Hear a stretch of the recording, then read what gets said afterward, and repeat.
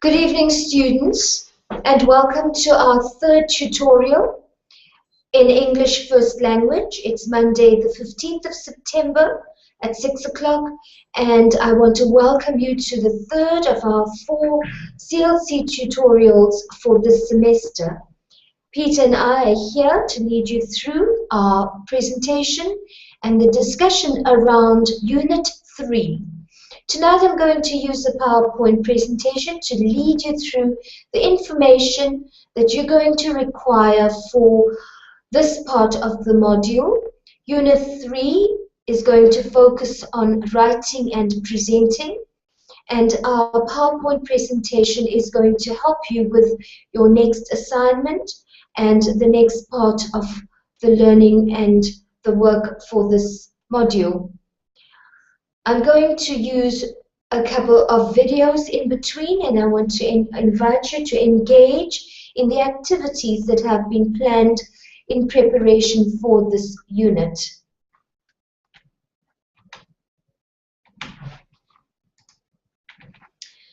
So it is the third tutorial of English First Language. And this unit is going to focus on writing and presenting.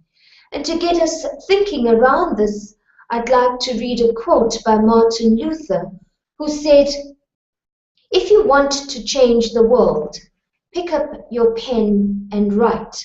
And that is exactly what he did. In this unit, we're going to focus on writing and presenting, and in particular, the writing process. We're going to start by looking at where are we at the moment and where we've come from during this semester in this module. We're going to just very briefly look at the last assessment around assignment 1. We're going to talk around module outcome 3 that focuses on writing and presenting. And to this end, the CAPS requirement that is going to assist you in preparation for assignment 2, which is the third assessment of the module. And then a couple of writing strategies in preparing for this assessment and this section. And we're going to look in particular at the writing process and what it entails for the intermediate phase. We're going to conclude with another video as we bring up some questions, discussions around this unit. I'm going to ask you to use Q&A and group chat when you do join, and certainly feel free to email me or to telephone during the course of the week around this unit, and you're welcome to watch this at your leisure. It will be posted on Funda. The writing process talks to creativity, critical thinking, and reading and writing, looking at various genres, and in particular, transactional writing, which your assignment is going to be based on. So where are we at? I would like you to send me any question that you may need to ask with regards to the last 2 modules, the module outcomes that we looked at. And certainly if you have any queries around the assessment that you just concluded, where we looked at a 4-week reading program, where you had to develop a table and submit information around it. Our first module outcome looked at listening and speaking, and you engaged in a discussion forum around that. In preparation for teaching, listening and speaking as is required. And then you looked at reading and viewing and different genres and how to teach reading and viewing, and more particular, how to plan for reading and viewing in terms of a reading program for a grade 5 class.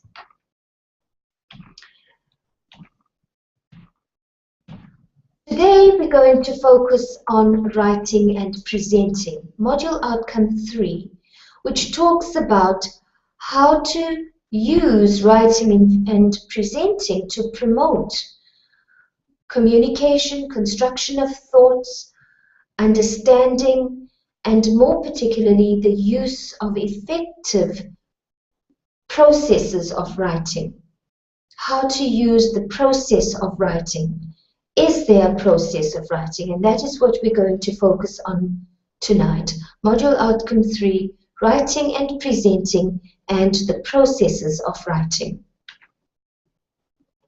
To get us started, I would like you to type in this YouTube address, the URL, and then I would like you to watch 1.5 minutes of this video that is going to be depicted. I'm going to play the 1.5 minutes to you, and when you do watch it, you're welcome to pause it in between and re-watch it if you prefer. But I would like you, on watching this video, to write a short story that this video inspires you to do. What is it that this video stimulates you to think about in terms of what it shows? I do not want you to be stressed around sentence construction and grammar convention. I do not want you to worry about your spelling or your handwriting. What we're doing is a pre-writing task. So your immediate thoughts, brainstorm it. You can write it in short sentences, in full sentences, but on watching the video, write a story that this video brings to your mind. And once you've done that, we will come back to it later on. I would then like you to draw a picture of the shape of your story. How does this video help you to understand the shape of a narrative? Another word for a story. How does this video help you to make sense of the shape of a narrative? I'm going to bring up the video now as we're going to watch it together.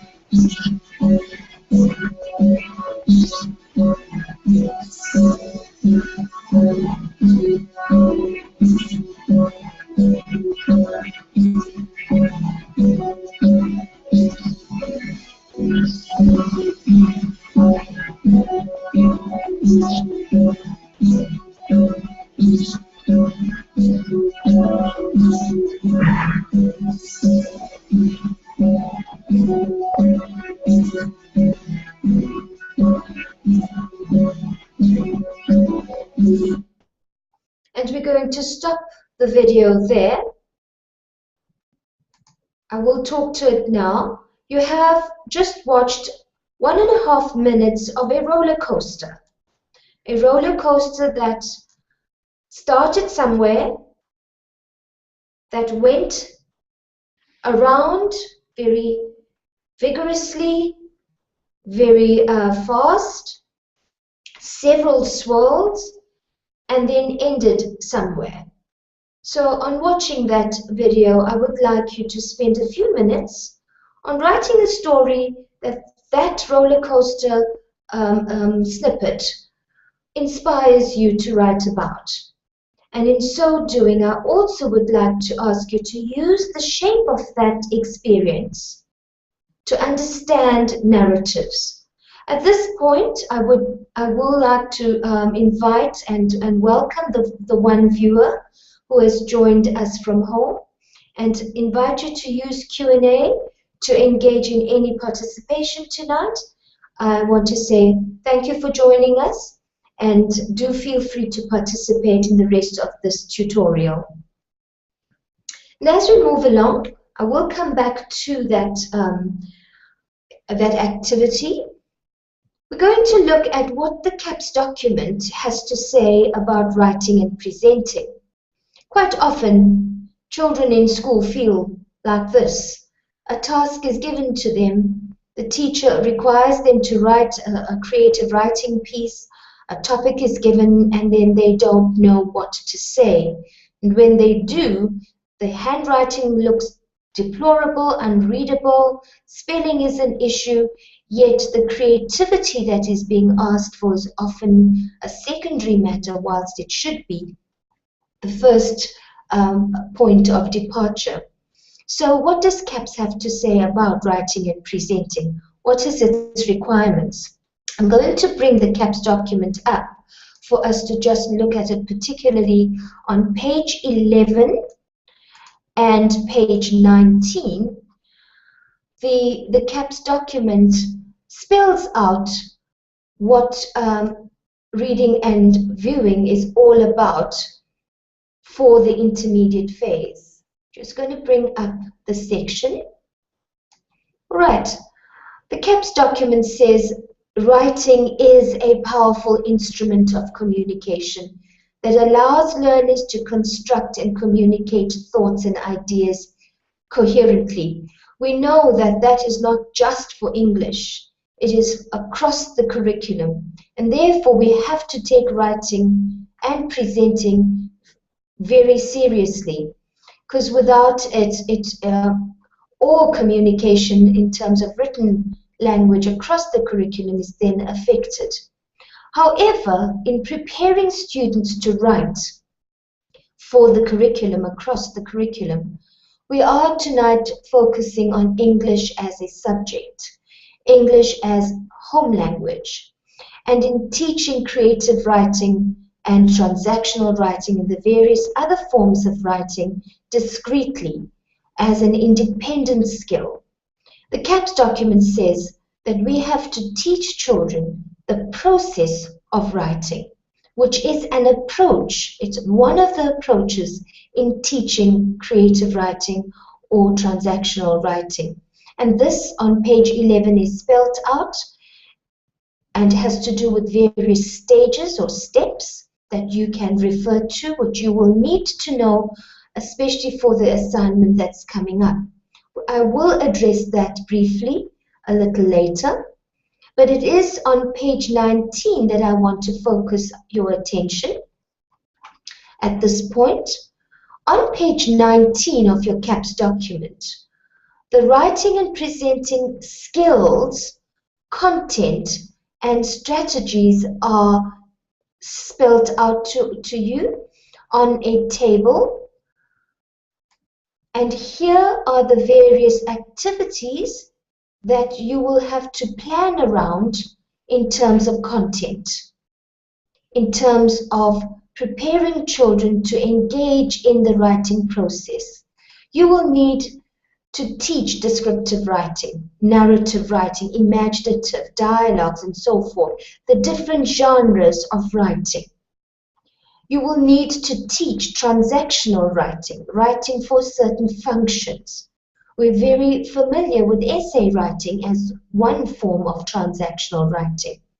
But in the intermediate phase, we have various ways of teaching writing for posters and notices and so forth. So on page 19, the curriculum spells out the different kinds of writing that the intermediate phase learner has to engage in. However, that writing needs to be taught through a process. There's a pre-writing phase, there's a writing phase, and a post-writing phase.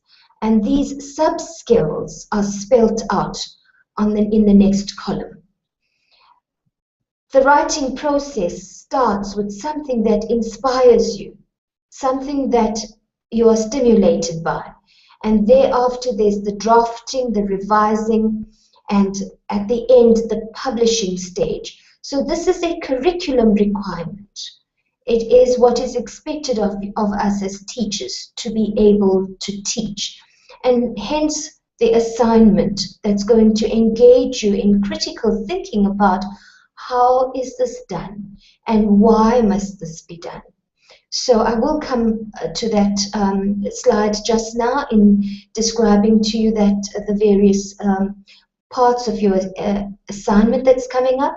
But I do want to stress that on page 19, briefly, you're given a table, and more specifically later on in the curriculum, it is spelled out in terms of grades.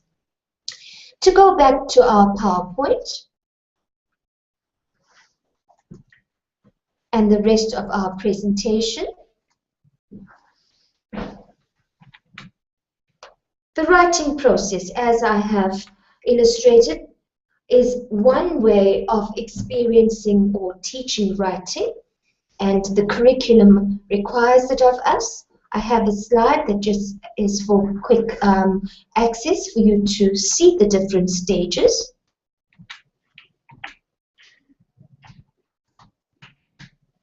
And here, in a little bit more detail, a visual description of these stages.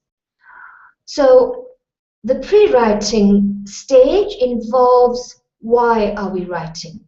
Who are we writing to? And then how do we go about that?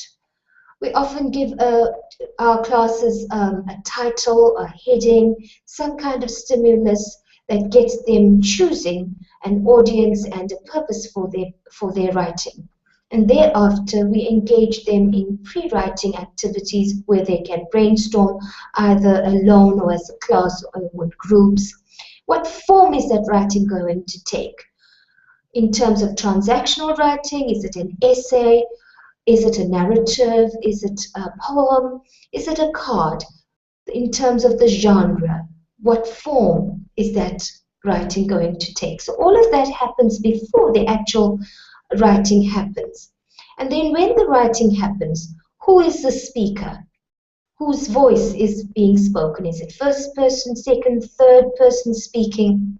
It will depend on the form or the genre that is being written. How is that writing going to be organized in terms of paragraphing, or if it's a poster in terms of bullets or whatever, how is it going to be organized? And then you want a grammar component coming in here, sentence construction, sentence fluency, because we use words in sentences to communicate our thoughts, to communicate our writing.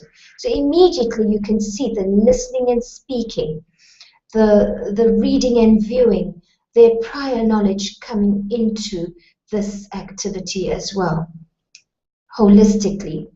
And then there is a responding stage. None of these need to happen in this particular order.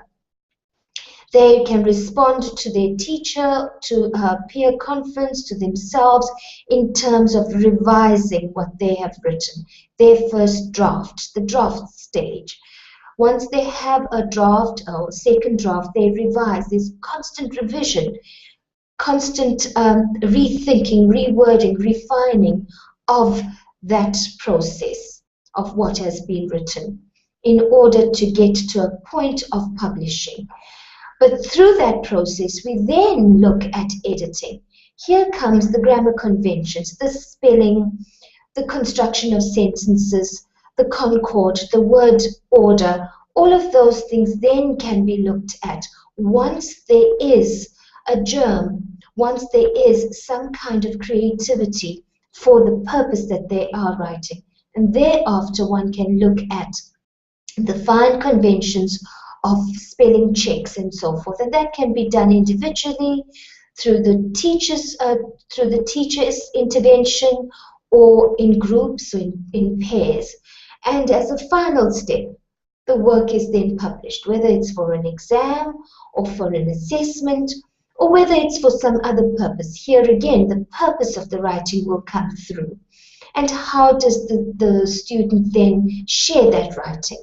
How is that shared? The sharing could be the student reads out their writing. So in front of you is a process. This is by no means the only approach. There are many ways of doing these various steps that is encompassed in this chart. And you will, as a teacher in preparation, need to know the various strategies that you can use to engage children in writing. And through the writing, not just changing the world, but changing their minds, preparing them, layering and scaffolding their knowledge, in preparing them for the next grade, in preparing them for the next part of their learning. And certainly the writing formally is an essential tool for thinking and reasoning, for learning across the curriculum, and certainly to meet the requirements of English as a subject. So I asked you to watch this video, and in so doing we focused on narratives as a form and using a roller coaster as a symbol of teaching story writing, which involves a beginning, a middle, and an end. So when you do this activity, the shape of a narrative involves a beginning, a middle, and an end. The roller coaster started off very gently and then worked up to a pace. Usually that's where the problem context lies in a story, and then it concludes either on an up note or a sad note in some kind of form. The narrative then tells the story. So story writing is about developing plots, having characters, having a shape, having a setting. And this little video is just an example to get you thinking about how to teach story writing and the shape of story writing while doing it yourself. And here again, once you have done that, just look at how can you revise that, or how can you teach children using that video to revise and to rework for whatever purpose they have written. I chose a narrative as a purpose. You could use a description, a descriptive discourse, or an exposition. Perhaps you want to use some kind of critical thinking. Not everybody can go to a fun fair and experience riding on a roller coaster. That could be a letter to the editor. Whatever form that or purpose that writing is going to take, the video is just a pre-writing tool to get children thinking. And here, just to give you another depiction on this chart, a little more information on the various types of writing or genres or forms of writing, writing for different purposes. Narratives is one that I spoke about tonight. There's persuasive writing, where you want to argue a point and make critical decisions about changing minds, especially with regards to writing to newspapers and putting in a CV, more for grade 6, I would say. But descriptive writing is what we use a lot of in the intermediate phase. A journey, a dream, a place, whatever. These are kind of descriptive pieces that we give children to write. Expository writing, reflective writing, that allows the child to draw on their past experiences. Writing from a personal opinion and making value judgments. What do you think about certain things?